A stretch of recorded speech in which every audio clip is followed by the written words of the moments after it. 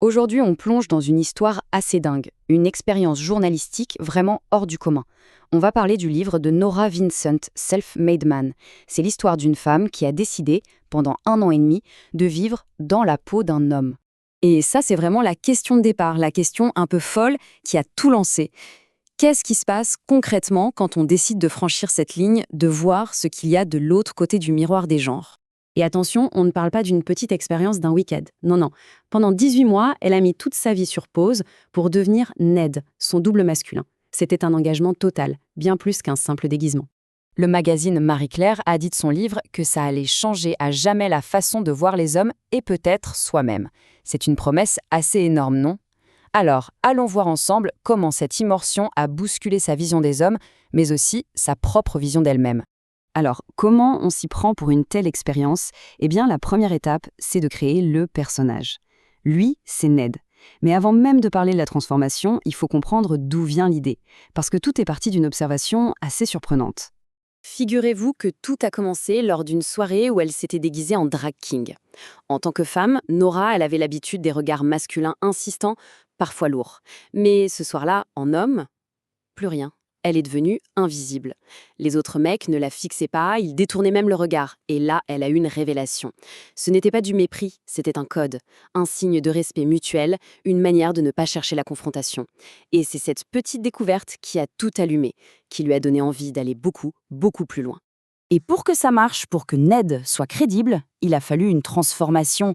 Mais alors, une transformation méticuleuse. D'abord le visage, une fausse barbe de 3 jours, fabriquée avec des poils de crêpe de laine et une colle spéciale.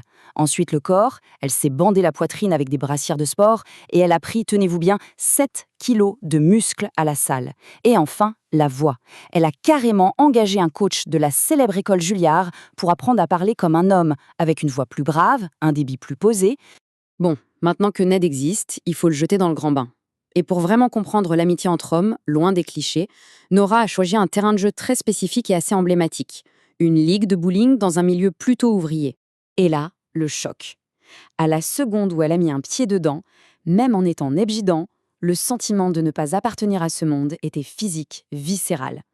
L'ambiance, les regards, tout semblait crier « pas de fille ici ». Elle a raconté que c'était tellement intimidant qu'elle était à 2 doigts de faire demi-tour et de tout planter là. Heureusement, le manager de la ligue était là pour l'accueillir et il lui a directement présenté son équipe. Il y avait Jim, 33 ans, le capitaine, le rigolo du groupe. Il y avait Allen, 44 ans, un gars du bâtiment, au visage buriné par le boulot en extérieur. Et puis Bob, 42 ans, plombier, un peu plus en retrait, plus sur la réserve. Et c'est à ce moment précis que tout bascule. Première grosse surprise. Jim lui serre la main, et ce n'est pas du tout une poignée de main de défi, du genre « qui est le plus fort ?» Non, c'est une invitation, quelque chose de chaleureux. Elle a décrit ça comme une décharge, un sentiment d'inclusion immédiate dans une camaraderie qui semblait ancestrale presque. Ok, le premier contact est passé. Mais après, comment ça marche l'amitié entre ces gars au jour le jour? C'est vraiment en devenant l'un des leurs qu'elle a commencé à décrypter les codes, toutes ces règles non dites. Ce qu'elle découvre, c'est que l'amitié masculine fonctionne sur un tout autre système d'exploitation, si on veut. C'est un monde où on parle très peu de ses émotions, en tout cas pas directement. Ici, tout passe par les actes, par les moments partagés, par un respect mutuel qui n'a pas besoin d'être dit pour être ressenti. Et il y a une scène, une seule scène, qui résume tout ça à la perfection. Un soir, au bowling, elle va être témoin d'un truc assez fou. Un moment de communion, complètement silencieux, mais d'une puissance incroyable. Ça a commencé comme ça, par un silence.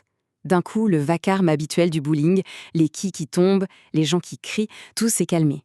Sans qu'absolument personne ne dise un mot, l'ambiance a changé du tout au tout. Elle voit que son coéquipier, Jim, s'est arrêté de jouer.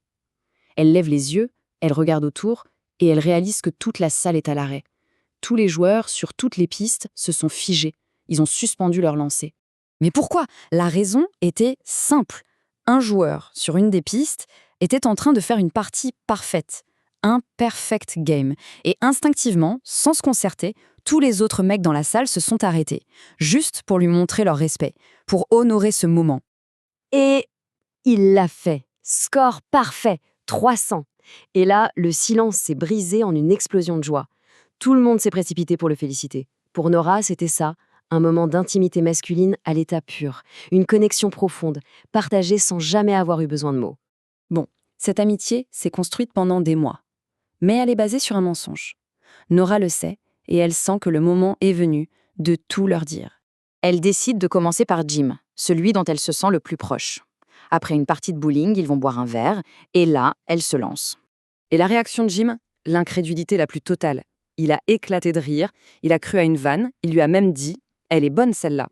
Nora a dû insister lourdement, lui montrer ses papiers d'identité, et même, elle raconte, lui montrer les bretelles de sa grassière de sport pour qu'il commence à peine à la croire.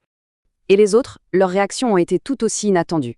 Une fois le choc initial passé, Jim a trouvé l'expérience géniale, et il dit même que leur amitié en est sortie plus forte. Bob, le plus réservé, a juste hoché la tête, un peu comme s'il avait toujours eu un doute, et il a sorti une blague pour détendre l'atmosphère. « Je crois que j'ai un mi-doodle ». Et Allen, après avoir pensé que c'était encore une blague, a conclu par un simple « T'es cool, je m'en fiche de ce que tu es ». Alors au final, qu'est-ce qu'elle a vraiment appris? Au-delà de toutes ces histoires, quelle est la grande leçon que Nora Vincent a retirée de cette immersion totale dans le monde des hommes? Eh bien, c'est peut-être là que se trouve la plus grande ironie de toute cette aventure. Une fois que tout a été révélé, tous ses amis du bowling lui ont avoué une chose. Ils préféraient de loin Nora à Ned. Pourquoi? Parce que Ned, c'était une performance. Il était toujours un peu rigide, silencieux, sur la défensive. Il jouait un rôle. Alors que Nora, c'était une vraie personne, avec ses complexités, son authenticité. Au bout du compte, ce qui a commencé comme une enquête sur le monde des hommes s'est transformé en un miroir, une introspection hyper profonde. En essayant de comprendre l'autre, Nora Vincent a surtout appris des choses sur elle-même. Et ça laisse avec une question assez vertigineuse. Est-ce que pour vraiment comprendre un autre genre, il ne faut pas d'abord commencer par démonter tous les clichés qu'on a sur le sien?